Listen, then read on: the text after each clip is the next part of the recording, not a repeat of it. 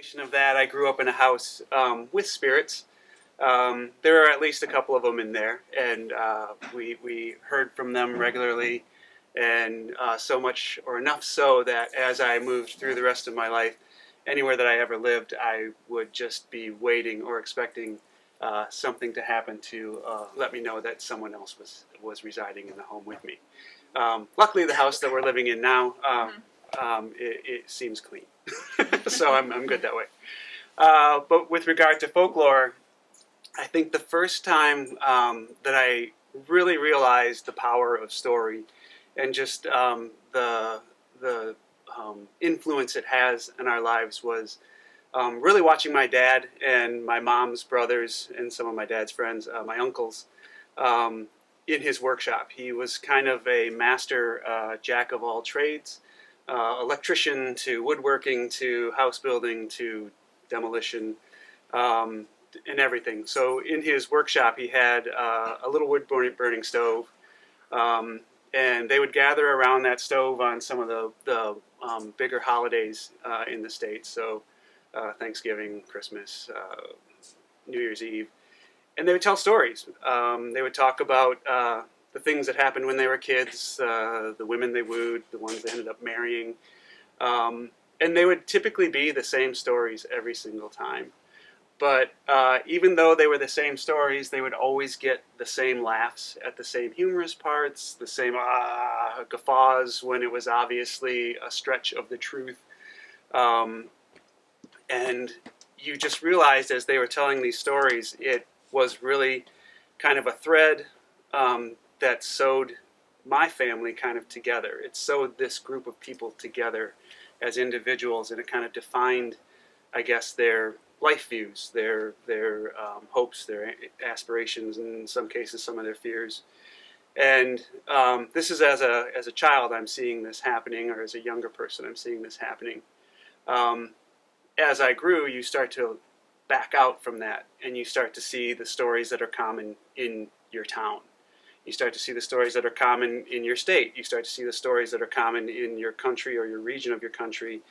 And then the more you look at these stories and the more you study folklore, or just the power that stories have, you start to see that over here they have a story that is remarkably similar to this story over here, and how they kind of just come together. And you can start to see how folklore is not just a definition of a region, a culture, or a civilization, but it also becomes a story of the human experience.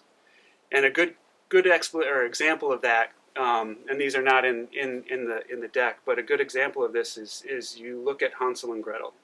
It's a typical fairy tale. The Brothers Grimm kind of formulated it, put it into the shape that we see it today, but it was actually from hundreds of years earlier. But it depicts, these kids who are stranded out in the woods. They come out and they come across this house that's made out of gingerbread, very European, very Germanic. It's covered in candy, also very European part of the story. And the woods is also very much, the Black Forest is very much that era or that culture. And because they're hungry, they steal from the house. They eat the food. They eat the gingerbread. This outsider, the witch, comes in, takes the kids, and intends on fattening them up even more so she can consume them. And so we see so much there of taboo, taking something that's not yours, eating the house that didn't belong to you. We see fears, fear of the unknown, fear of the stranger, or even for the father who's stranded his children in the woods, you see fear of losing my children, fear of losing family that's close to me. So there's that aspect of the story, and then you go 3,000 miles away to where I'm from, in the middle of Wisconsin, and we have an indigenous people there called the Ho-Chunk. Where I live, there are 5 large lakes. And on one of the lakes, which they call Wanksheng-Komikla, there's a peninsula that runs out into the lake. And one of the fables that they have, that was derived or developed probably 500 years before Hansel and Gretel even became a bit of a story that Brothers Grimm rewrote. They had a tale of the witches of Picnic Point, and it's that peninsula that ran out into the large lake. And this story was about witches who steal all the children, take them off to this place on Picnic Point, and the intent is to obviously fatten them up and cook them.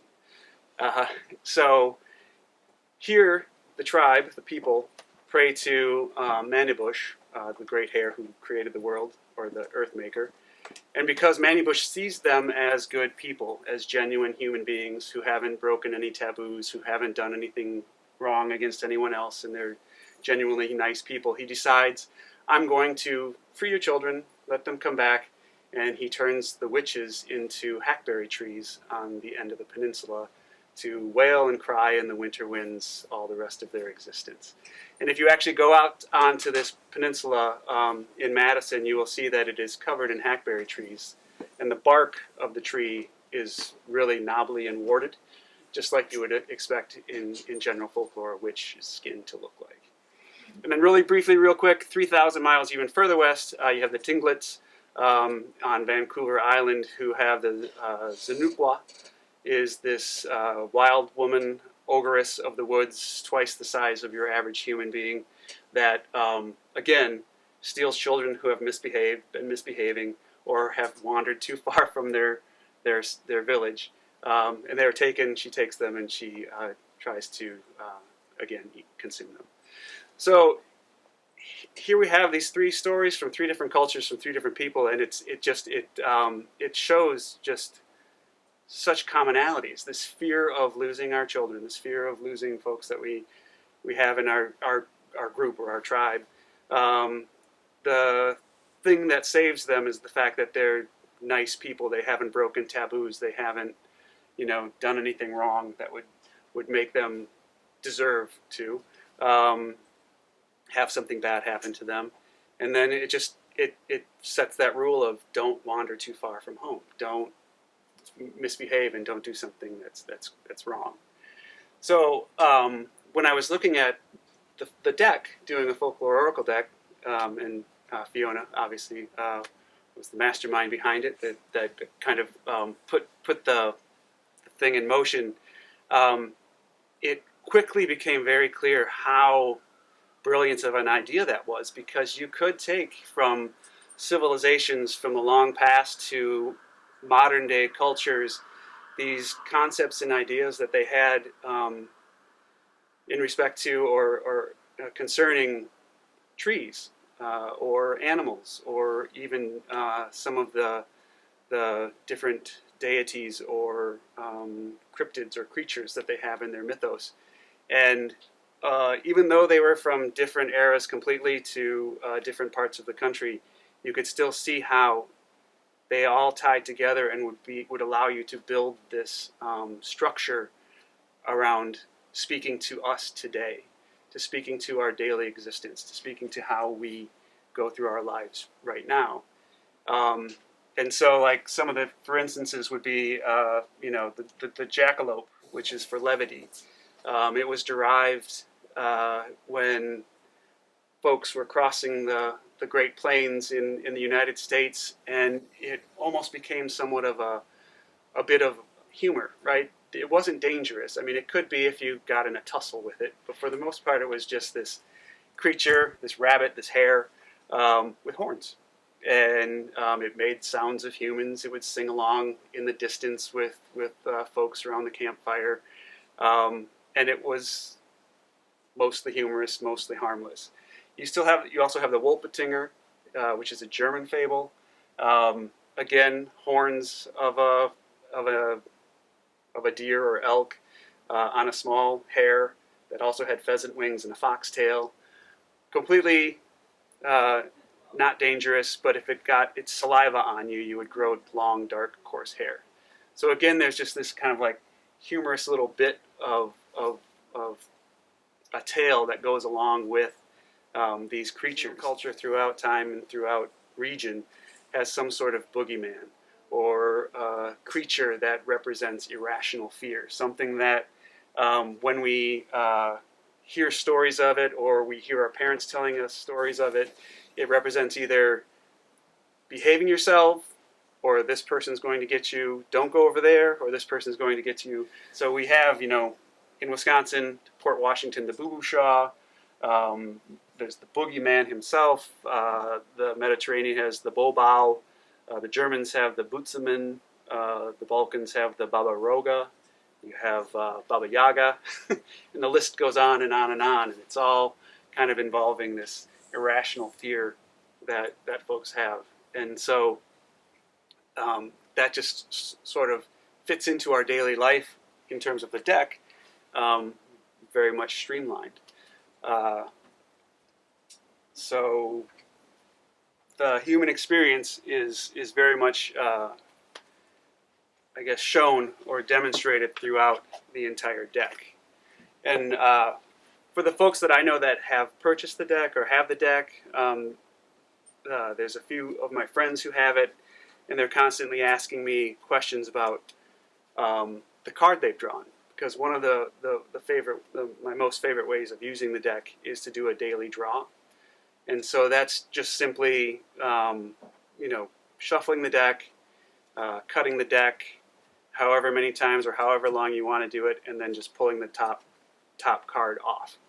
And so I have a particular friend who is going through some advances in the workplace, and they're kind of putting her through a lot of hoops, or a lot of challenges to make sure that she's appropriate for the advancement that she's getting.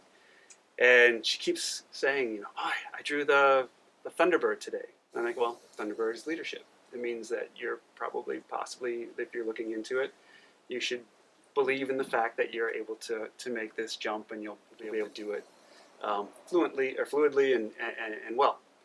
And then the next one's like, oh my gosh, I got the hawk today. Why am I getting all of these birds? I got 2 birds in a row.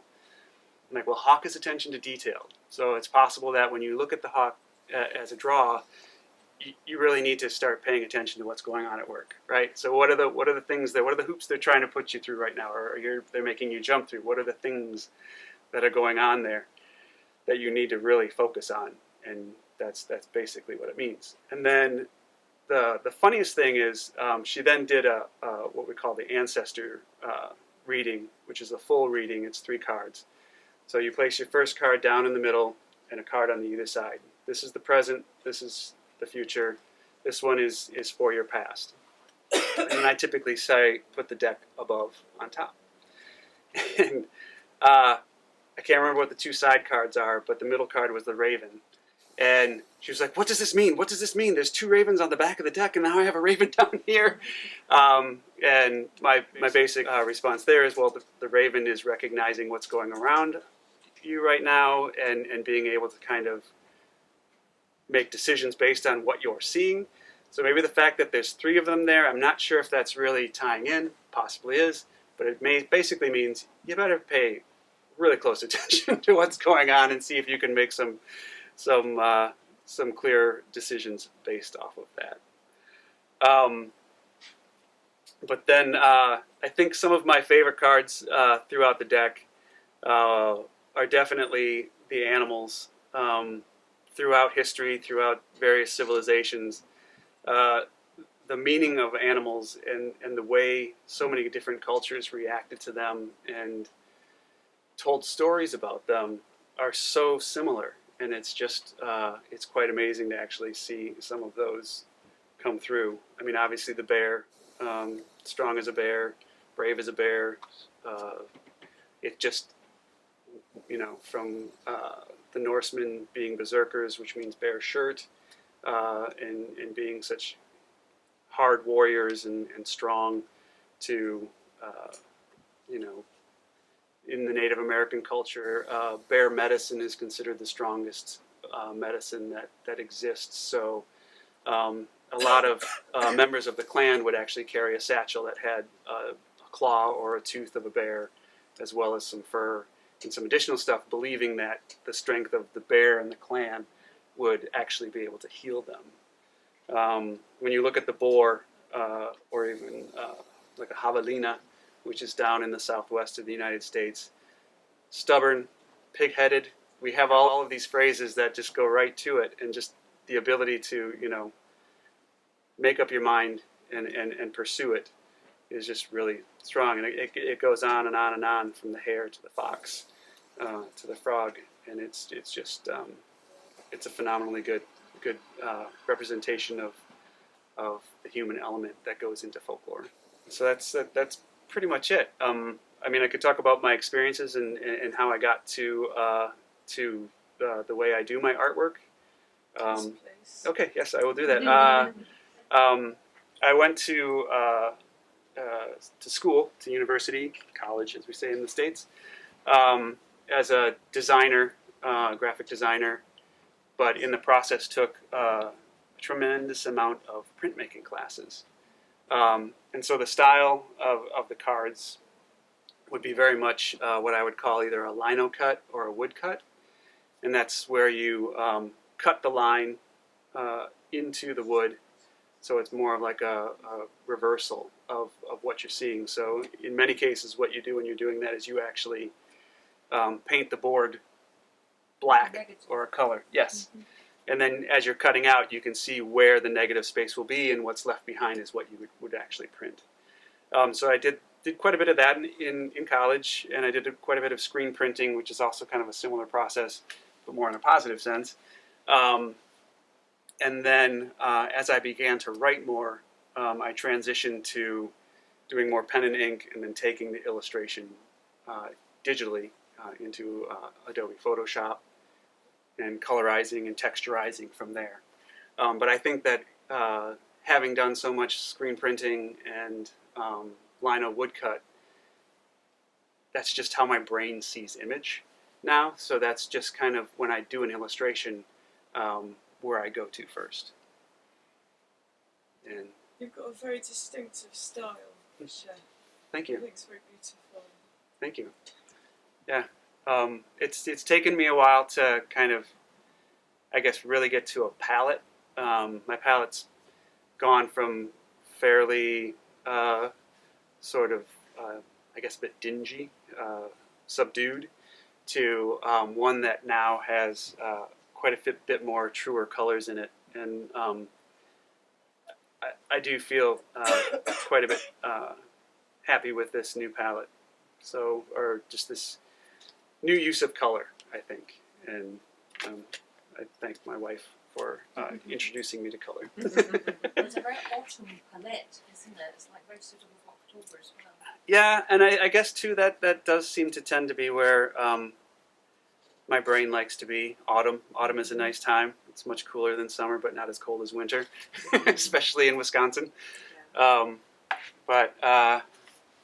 Yeah, the reds, the oranges, the yellows. I used to tell people would always ask me what my favorite color was, and for a really long time I would always say it's blue.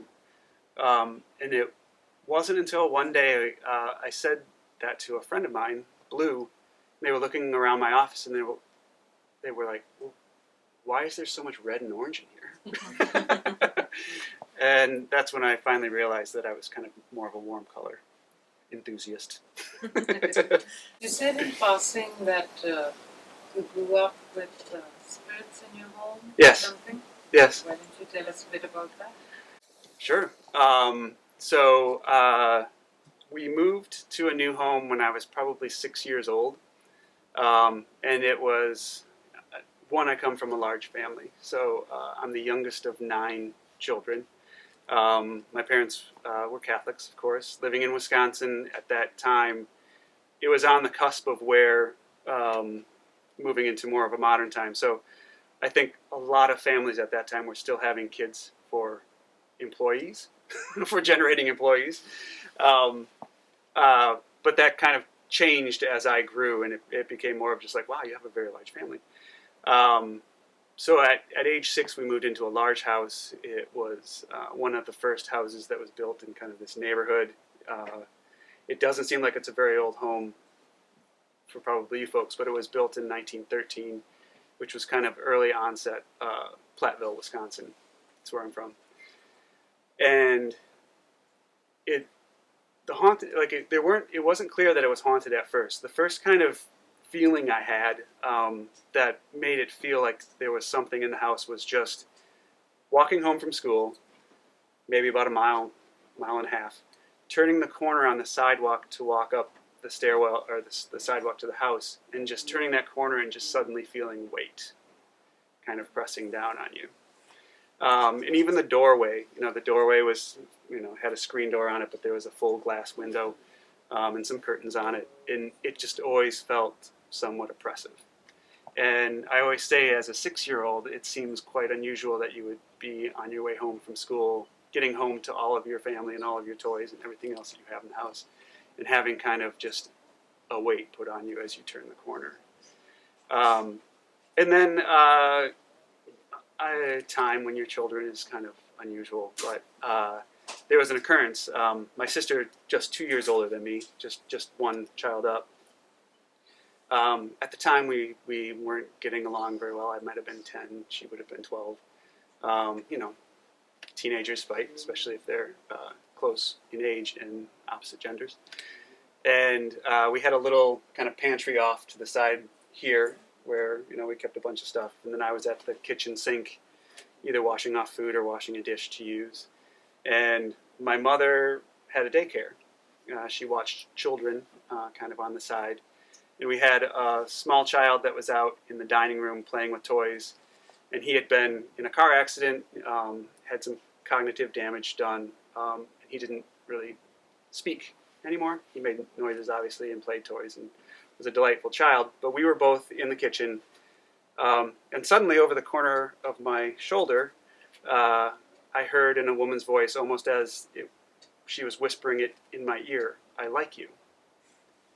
And my immediate thought was, that came from the dining room. So I went like this and looked out this way, and my sister did exactly the same thing from the pantry. And we were both looking at each other, and we both went like this out into the dining room at the same time. And the only person out there was this little boy, Jacob, who was playing with Hot Wheels or some kind of toy car at the time. And it became like, where did that come from? Who said that? What happened? But then there were other occurrences as well over the course of time. We had one room that we felt was the haunted room. 3 of us who had slept in there had the bed shake us awake. And for me, it was when I was 20 years old. I was back from college for the summer, and foolhardishly, for some reason, thought, oh yeah, the ghost room, I'll sleep in there, because it's empty right now. I'm a man of the world. I've been at college. And my story about it is that it was about 2 weeks I slept just fine. 2 weeks after that, I slept uneasy. I was waking up at intervals of 3, which is a telltale sign. I know now, so waking up at 3 in the morning is kind of common. And then the next month, very fitful sleep, weird dreams, and because I was waking up, I was remembering them. And then one night, I'm sleeping, and I haven't been a Christian for a long time. I was obviously raised Catholic, but that kind of left me after a while. But I woke up, and the bed was shaking, very similar to, well, that's not going to shake at all, but like that. I was halfway through an Our Father, and I don't know how I knew I was halfway through the Our Father, except for that I was halfway through it. I, for some reason, said it again before I leapt out of bed and was standing in the hall, just peering back into the room, and then went down and slept on the couch and slept there for the rest of the summer. What's that? Did you like to share the bed? I don't think so. And I think over time we kind of realized that that room was haunted by a woman of some sort. So having a college boy in there might have been bad. But it also happened to my 2 sisters, 2 of my sisters about the same age in that room. And then there was a male spirit and then one that visited. One of the weirdest things that happened, and this is happened to my mom, so and she at the time also started to believe because of it, is she was sitting in the kitchen, kind of in this little area that was more like a breakfast nook, with another one of my sisters, and they heard in the clearest voice an older woman say, "Knock, knock, knock, may I come in?" And when they looked around out onto the deck and the patio where someone would be saying that, there was no one there. And so that made a believer of my mother and my older sister pretty quickly. Yeah, but my father never believed. Could it be something about the history of the home, It's- house that you were in? It would have had to have been, yeah. Yeah. Very possibly. We were probably the fourth family to live in the house. And there have been many other families that have lived in it after us. One that actually came into our store. I had an article in the Wisconsin Journal several years ago, and I mentioned growing up in a haunted house. And the family that lived in it afterwards, one of their children came into the store and spoke to Natalie and said, "Tell Mike that, yes, that house is haunted." Mike, when you were designing the deck, were there some cards that were easier to pull out artistically and some that were harder? And if so, could you tell us a little bit about that? Yes, trees are kind of my thing. I have always drawn trees from childhood, even to this day. I mean, trees and nature are kind of an integral part of the artwork that I do. Like a lot of even the prints that I make will have leaves, flora, and branches in them. A lot of times birds as well. So those were both in subject matter, I guess, and also in the illustration of them, probably the quickest ones to come. And I think in subject matter, what was so, I guess, not easy, but fluid about it was that so many different cultures have similar beliefs about trees. And it's amazing when you go through civilization, like even like different civilizations and time, seeing how humans have that kind of common belief about, like the oak tree and strength, the linden and honestness and truthfulness. And it spans time and cultures, which is, I think, very cool. Yeah. I have 3 questions in one. No, sure. How many cards are there and why? What was the criteria to choose which ones would become cards and not? And if there were any that you left out? Good questions, yes. So there are 60 cards, and we kind of divided them up. There's not really houses, but there are certain numbers of cards. So there's 15 trees, 15 animal type things, so reptiles, insects, mammals, and then 30 sort of deities and cryptids or just spirits or general folklore. And we chose from both the UK and the United States because, that's kind of Is a common pot that you kind of share? yeah, and that's where a lot of my work, a lot of the work that I had already done. So a lot of the storytelling that I've already done. I have a Instagram page, Wisco Mythos, and it deals with a lot of folklore from here and back home. But the criteria basically was finding stories that did have that kind of, I guess, foundation of a common thread. Again, across civilizations, generations of time, and also cultures, and being able to pull those together was very important. And then, yes, I think we left out one of the ones that was left out that was an extra, because when we were kind of getting towards the end of it, it was a bit of a whirlwind. Was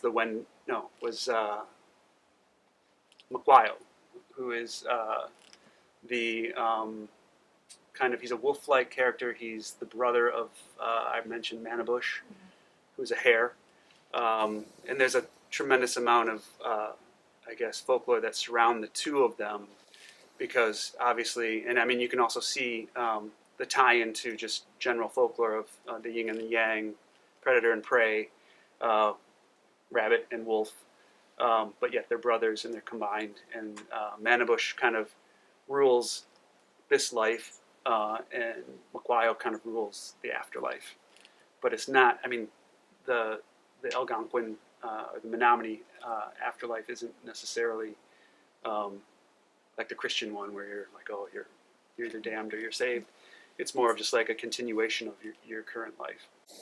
So the hair was more significant to wrap up instead of the one that you left out. Yeah. The hair. Well, Manabush is in the deck. It just there were other stories that tied in better than Maguayo. Yeah. I have a question. Yes. I'm wondering, when you're talking about trees and hairs and things, when you're out on a walk in nature, are you on the lookout for signs, and do you sort of notice things? And Yeah, I do that quite a bit. One of my favorite signs is a feather, and it's usually quite common in the fall because birds molt. I don't know if everyone knows this, but every single bird will jettison every single wing and grow a new one in its place. So you find them more in the fall, but feathers are definitely something I look out for, and I'm not even sure necessarily what they mean to me, except that they make me quite happy when I find them. But then too, birds. I'm very much a fan of birds, like blue jays. If you follow all of the kind of folklore with those, blue jays are supposed to be birds that are, and maybe it's because of their call, from hell, and they come and they pick up a piece of sand and they take it back to hell. And as soon as all the sand on the planet is taken back to hell, it will be the end of times. it's an ominous sign. Yes.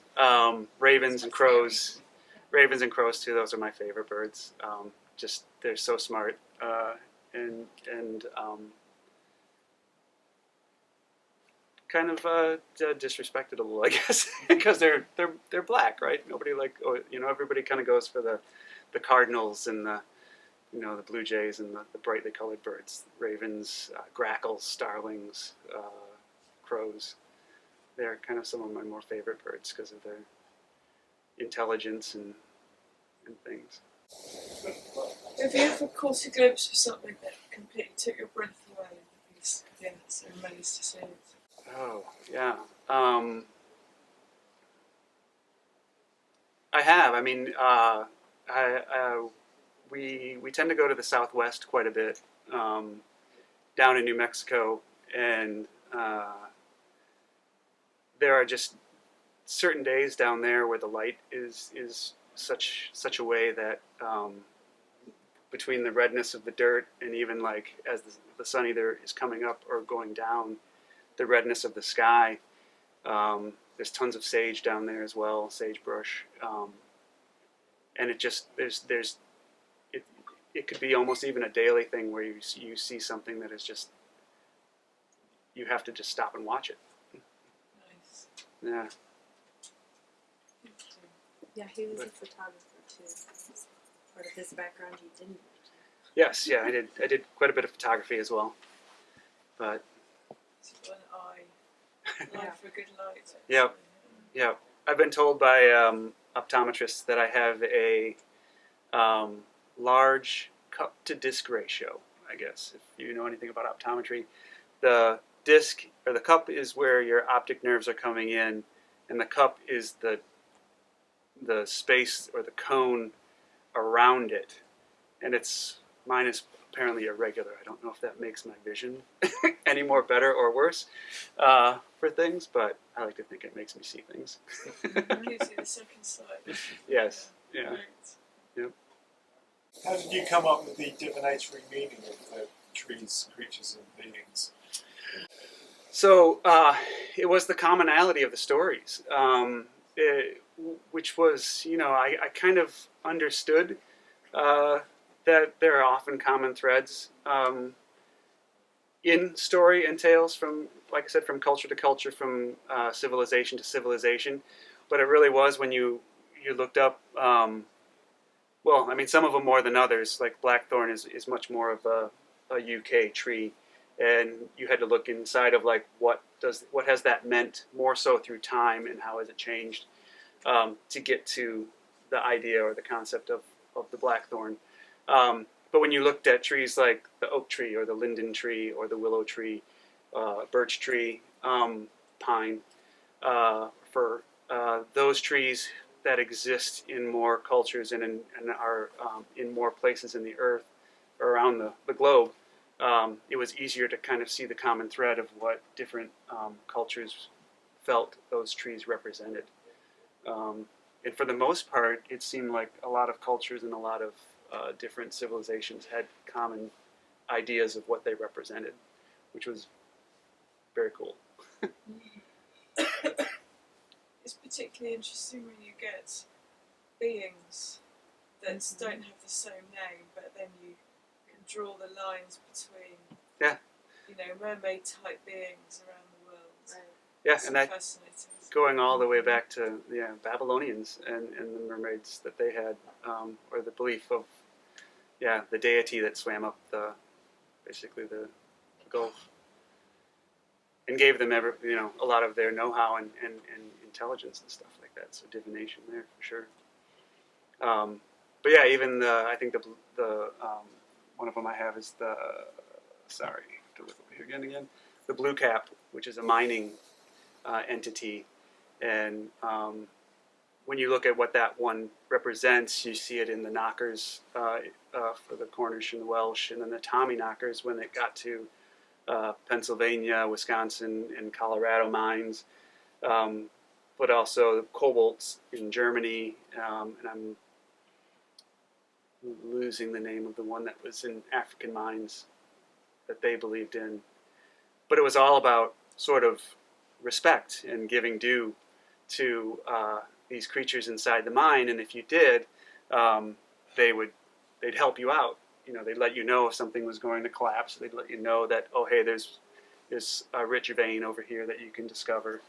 But if you didn't respect them, if you didn't give them their due, they would sort of cause tricks. They'd steal your tools, cause cave-ins and other things. And so it was almost more of this like idea of courtesy and obligation to be a good citizen, almost, as a miner. Well, that makes sense because in a mine you really rely on your companions. Yep, When your you're fellow in a people. very vulnerable place. Yeah. That's very interesting. Yeah. Is that it? Thank you very much.